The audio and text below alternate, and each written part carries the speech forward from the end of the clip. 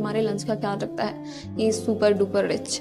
तभी जेजे कहती है कि वो तो ठीक है, लेकिन मैं इसे पसंद क्यों नहीं हूँ? लाइक मेरा यहाँ पर होना तुम लोगों को दिक्कत देता है क्या?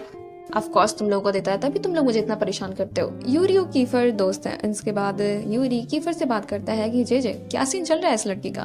तभी यहाँ पर कीफर बताता है कि she is different bro, like उस पर बेकार से पैतरे काम नहीं करते। तभी यहाँ पर यूरी कहता है कि तुम्हें लास्ट टाइम याद है ना कि जब एक लड़की हमारी क्लास में आई थी तो क्या हुआ था, एंड हमें उसे अपनी क्लास से निकालना होगा। कीफर कहता है कि ऑफ कोर्स उसे यहाँ से जाना पड़ेगा, एंड हम कुछ ना कुछ तो करेंगे, एंड हमें उसके साथ थोड़ा सा हार्डकोर जाना पड़ेगा बिकॉज शी इज डिफरेंट।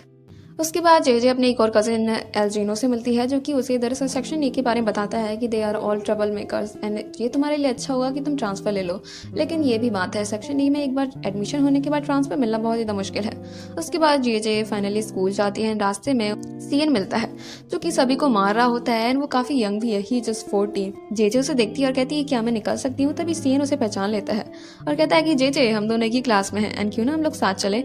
इसके बाद सीएन अपने आप को इंट्रोड्यूस करवाता है और कहता है कि मैं दरअसल यंग लगता हूँ बट मेरा आईक्यू बहुत ही ज़्यादा तेज है, इसीलिए मुझे इस क्लास में एंट्री मिली, एंड मैं सेक्शन ई में इसलिए एंड अप हो गया बिकॉज मैंने कुछ लोगों को मार दिया था, एंड यहाँ पर भी वो बहुत सारे बड़े बड़े लोगों को मार चुका था।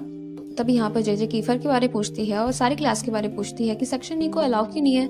तभी यहाँ पर सीएन से बताता है कि मैं तभी बताऊंगा जब तुम मेरे लिए फूड बाय करके लाओगी लंच में। तभी यहाँ पर जे कहती है कि ओके। उसके बाद सीएन से बताता है कि कीफर एक लड़की को लाइक करता था, एंड उसके बाद उसने कैंटीन में देखा कि वो लड़की किसी और को किस कर रही थी, एंड उसके बाद उसने पूरी की पूरी कैंटीन की ऐसी की तैसी कर दी। जब से उसके साथ साथ हमारी पूरे सेक्शन ए को ही कैंटीन में अलाउड नहीं करते। उसके बाद जे अपनी क्लास में जाती है तो देखती है कि सब लोग काफ़ी शांत हैं, उसे समझ नहीं आ रहा होता है कि क्या हो रहा है। तभी यहाँ पर अपना लंच करने के लिए जाती है, सीएन को उसका लंच देती है, अपने रास्ते चली जाती है। जैसे ही उस रूम में जाती है तो उसे एक लव लेटर मिलता है जिसे वो बात के लिए बचा कर रख लेती है।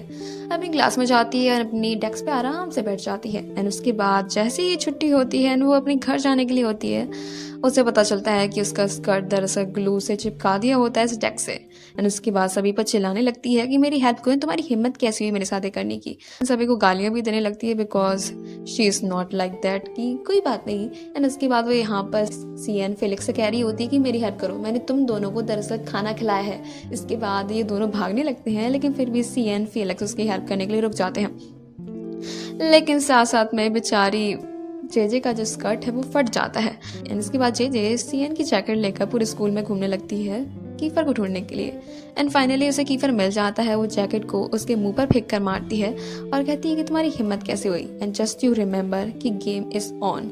एंड उसके बाद वो कीफर के सामने से ही चली जाती है उसे मिडिल फिंगर दिखाकर, एंड यहीं पर एपिसोड खत्म हो जाता है। Thank you so much guys for watching.